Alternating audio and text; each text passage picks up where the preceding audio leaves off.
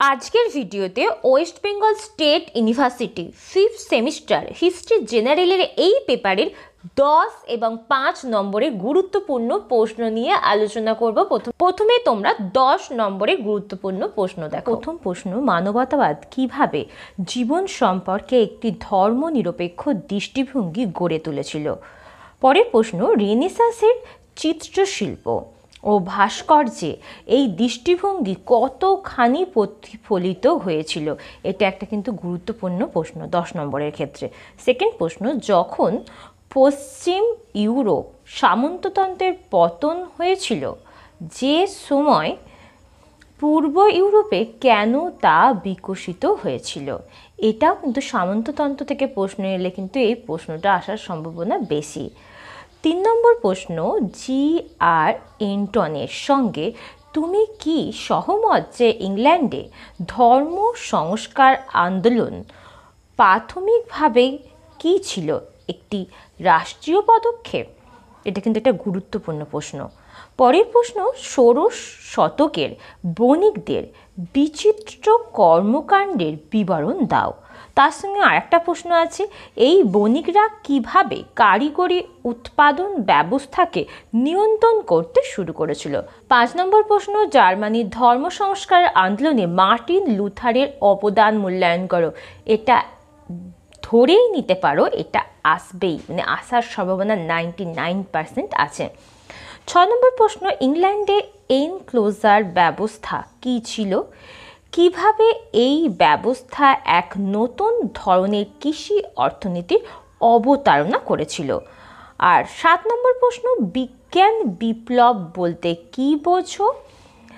ইউরোপে ধর্মনিরপেক্ষ মানসিকতা গঠনে এটি কতখানি সহায়ক হয়েছিল? কিন্তু খুব গুরুত্বপূর্ণ। লাস্ট প্রশ্ন, শিল্প বিপ্লব কেন ইংল্যান্ডে প্রথম হয়েছিল? এর অভিঘাত কী ছিল? এই 8টা প্রশ্ন যদি ভালো করে যাও, এই শেষ মুহূর্তে তোমাদের খুব কম হাতে সময় আছে, এই কম সময়ে বেশি প্রশ্ন দিইনি, তোমরা যদি এই 8টা প্রশ্ন যদি করে যেতে পারো তোমরা কিন্তু অবশ্যই কমন পাবে। আর একটা তোমাদের নিশ্চিত প্রশ্ন যেটা আমি বলে দিলাম, মার্টিন লুথারের অবদান, এটা কিন্তু আসবেই আসবে। তোমরা 10 নম্বরের ক্ষেত্রে এটা খুব ভালো করে তৈরি করবে।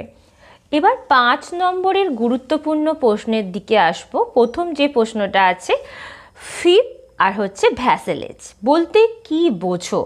সেকেন্ড প্রশ্ন, কোপারনিকান, কয়কা পয়াকার র দন্তনসই কয়াকা দন্তন্দ্র দন্তন্য, কোপারনিকান বিপ্লব বলতে কি বোঝো? এটা কিন্তু খুব গুরুত্বপূর্ণ প্রশ্ন।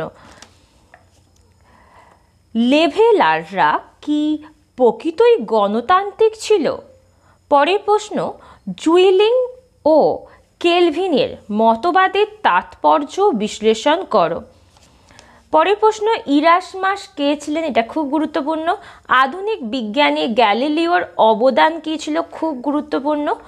মার্টিন লুথারের 95 থিসিস বা 95 থিসিস সম্পর্কে তুমি কি জানো? এটাও খুব গুরুত্বপূর্ণ।